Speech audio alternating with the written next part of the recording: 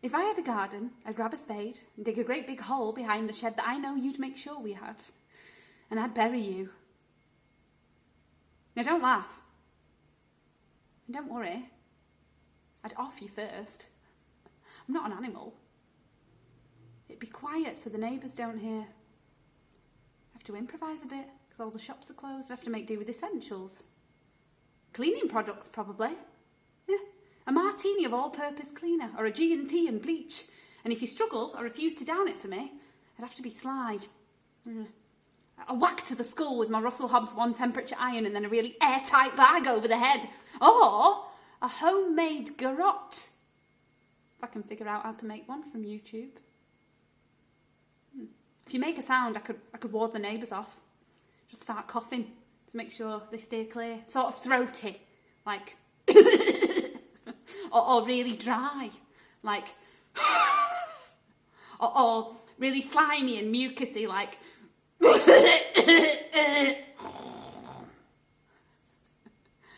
See? And no one wants to bother the police nowadays, and you don't want to waste an ambulance, so wouldn't need to worry about a cautionary phone call.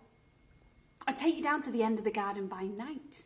You wrapped up in a couple of bin bags, dig a great big hole behind the shed I know you'd make sure we had. And I'd bury you. Piece of cake. Oh. Not literal cake. I've not been able to find flour recently and I've only got one egg left, which goes off tomorrow, but figuratively, yes. Cake. You see, no one's keeping track of you right now.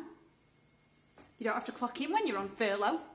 Apparently, you don't even have to get out of bed, except to go for a piss.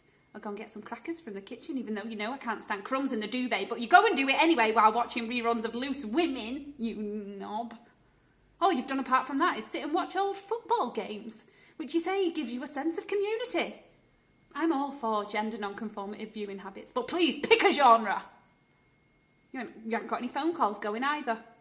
I mean, I've got a raving social life on Zoom, but you've only called your mum once since this whole thing started. So who'd miss you? Would be tempting. Take you down to the back of the shed. And I've got this theory, you see, that I'd be doing everyone a favour. Don't look at me like that. It's not personal. What I'm talking about, seriously, is the whole human race.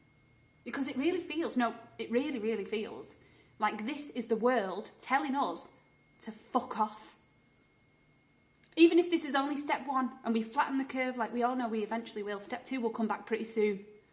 Another virus, or if not that, then climate change with the earth getting hotter like we all know it eventually will, or most of us know it will. Because the dinosaurs were only around for so long. I'm sure there was a time they roamed the plains thinking they were invincible. And then some diplodocus predicted a life-threatening asteroid, but then the triceratops were all, asteroid, it's just a hoax. The diplodocus made it up. And then the rock came down from space and destroyed 75% of plants and animals and wiped them off the face of the earth. That showed them, didn't it? And it will show us. Eventually, we'll be shown the way out and we won't have a choice. Sorry, am I being a bit gloomy? Got proof though. Proof that the world's telling us to fuck off. Because while we've all been mourning the lack of pasta and moaning about not being able to get milk and crying about not being able to go down to the pub for a pint, the birds have been singing. If I had a garden, the grass would be growing really big and tall until it gets seeds on the end so it looks like wheat.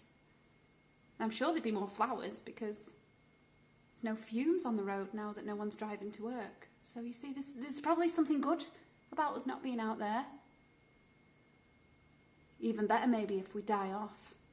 Which I know is a psychopathic thing to say, and I'm not one of those. But the thing about this is that it's taken us back to natural selection. Brutal, no-nonsense, survival of the fittest, Darwin shit. But the thing is about that is that I don't think it'll do anyone any good anymore. Not the planet, not the birds, not the people. What I really think is that the planet could do with a few less useless people. And I don't mean old people or people with asthma. I mean less dickheads.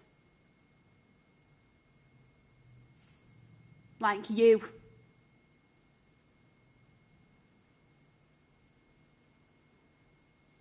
So that's my theory. Told you it wasn't personal. That's why, if I had a garden, grab a spade, dig a great big hole and I'd bury you. So you're lucky, really. You're really lucky.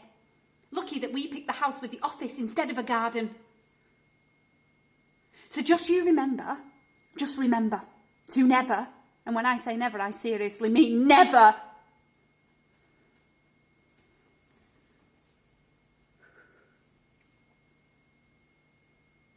never use up the last of the toilet paper again.